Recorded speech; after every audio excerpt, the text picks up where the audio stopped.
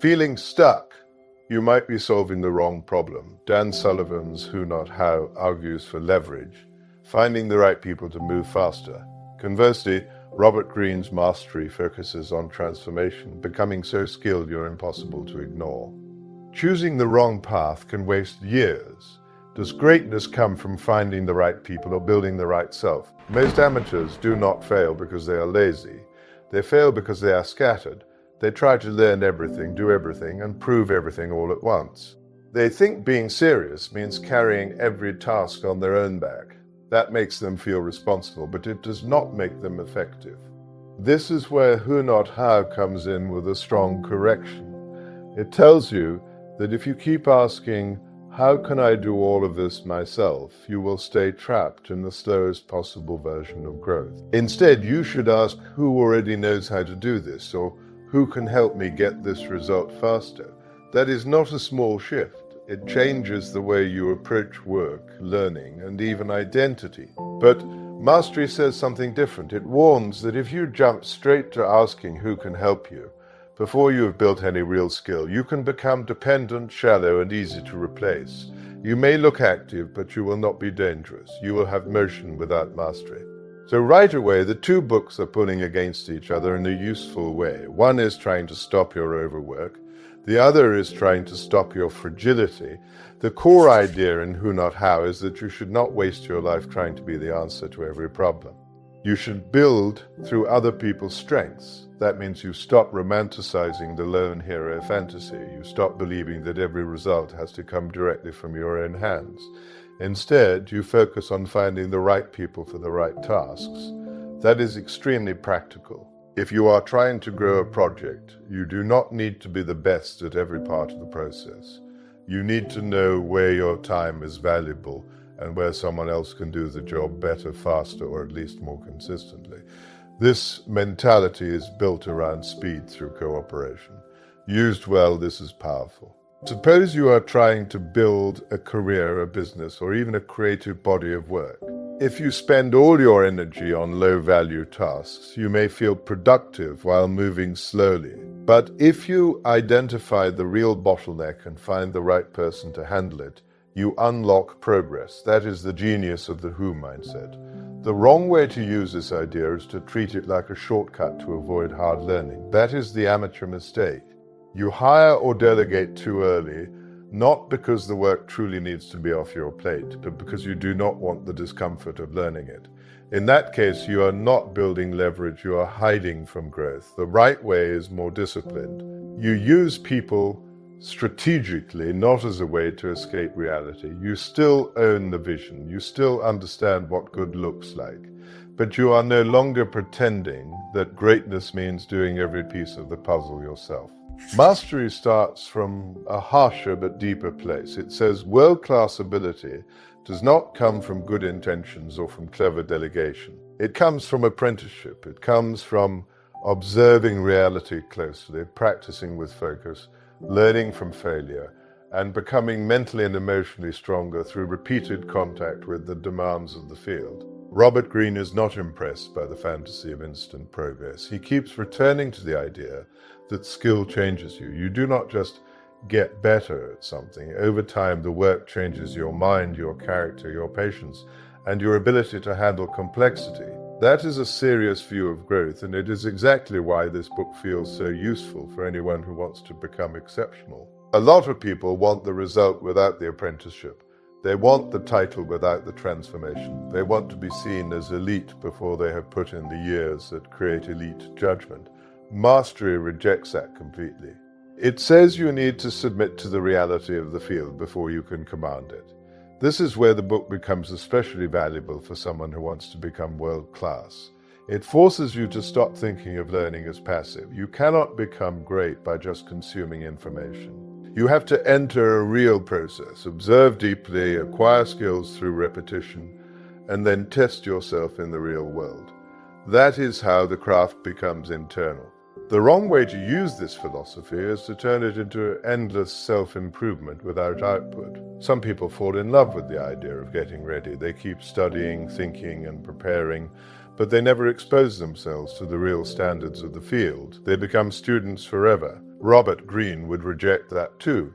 He wants apprenticeship, not endless delay. Here is the key misunderstanding that ruins most people. They think greatness is mainly about intensity. So they work harder, stay busier, and keep telling themselves they are on the path. But intensity without direction just creates fatigue. Who Not How says that if you keep grinding alone, you will eventually become limited by your own time and energy. Mastery says that if you keep practicing badly, you will reinforce bad habits and become deeply inefficient. Both are warning you that effort without structure is not enough. That is why the amateur often looks impressive, but does not improve much. They are active but not strategic. They are emotional but not exact. They feel committed, but they do not yet know how to turn commitment into results. If you are trying to become world-class, then you need to stop measuring progress by how much you suffer. Suffering is not the metric. Growth is the metric. And growth can come from different sources depending on the stage you are in. That is where the books begin to complement each other instead of just compete. Who Not How is stronger when your problem is scale.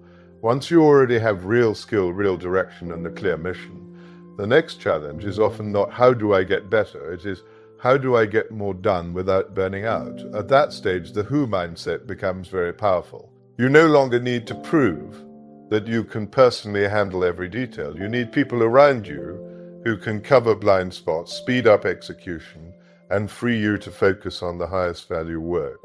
If you are the kind of person who gets trapped in doing things that others could do better, this philosophy is a wake-up call.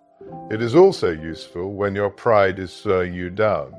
Some people resist help because they feel that asking for it makes them weak, but Dan Sullivan flips that logic. He suggests that refusing to use other people's ability is often a sign of insecurity, not strength. You are not being noble by doing everything yourself. You may simply be afraid to trust, delegate, or think bigger. Used properly, this philosophy can make you more ambitious. It pushes you away from small thinking habits. It says your output should not be limited by your own hands if the real goal is growth. Mastery is stronger when your problem is depth. If you are still inexperienced, then trying to accelerate too early can create a shallow career. You need to become rooted in reality. You need to understand the hidden rules of the field, learn the craft properly, and become the kind of person who can solve hard problems without depending on luck. This matters because world-class force is not just about getting results once. It is about being able to repeat results. Repetition requires structure. Structure requires skill. Skill requires time, and time requires patience. That is why Robert Greene puts so much weight on apprenticeship. It is not anti-ambition. It is anti-fantasy. It is saying that the road to power runs through discipline, not wishful thinking. If you want to be formidable, you have to be comfortable with not looking brilliant too soon. That message is especially important in a world where many people try to appear advanced before they are advanced. Real competence is built slowly. The result is not flashy, but it is durable. Imagine you want to become a top-tier communicator in your field. The amateur approach is to focus on looking smart. You try to sound polished, use clever language, and make every presentation feel impressive, but you have not yet spent enough time studying how great communicators actually work, so your performance may look good from the outside, but it lacks substance. Now compare the two answers. Who, not how, would tell you to find the right people around you, someone who can critique your work, someone who can help package it, someone who can show you how the field really operates. That saves time. It prevents unnecessary struggle. It keeps you from being isolated. Mastery would tell you to go deeper. Study the structure of great communication. Practice until your delivery is natural. Learn by repetition. Put yourself under pressure. Let criticism shape you. Do not just outsource the problem, because the problem is partly you. Put together, the best path is obvious. First, become technically and mentally solid. Then use other people to accelerate your reach. If you reverse that order, you may become dependent too soon. If you refuse who, not how, entirely, you may become stuck, doing everything in a slow, clumsy way. A bad hybrid would sound like this. I should master everything myself, but I also should not ask anyone for help. That is not strength, that is ego. Another bad hybrid would sound like this. I should just find the right people and let them handle it. That is also not strength, that is avoidance. The right hybrid is more demanding. You first build enough skill to know what good work is. You learn enough to judge quality and lead execution. Then you use the principles of leverage to multiply your effort through others. At that point, delegation becomes power, not escape. That is the real advantage of combining these ideas. One protects you from becoming overextended, the other protects you from becoming hollow. Together, they create a much better version of success than either one does alone. The final test is simple. If you removed your assistants, collaborators, tools, and support today, would you still have a real skill worth building on?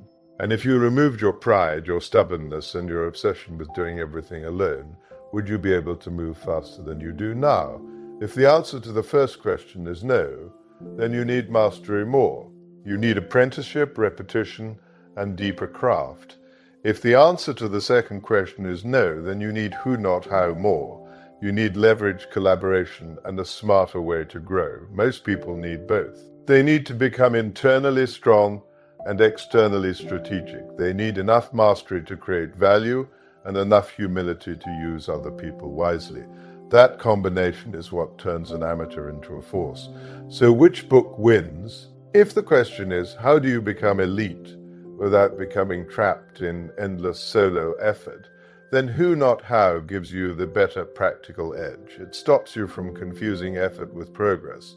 But if the question is, how do you actually become world-class in the first place, then mastery is the deeper foundation. It teaches the transformation that real mastery demands.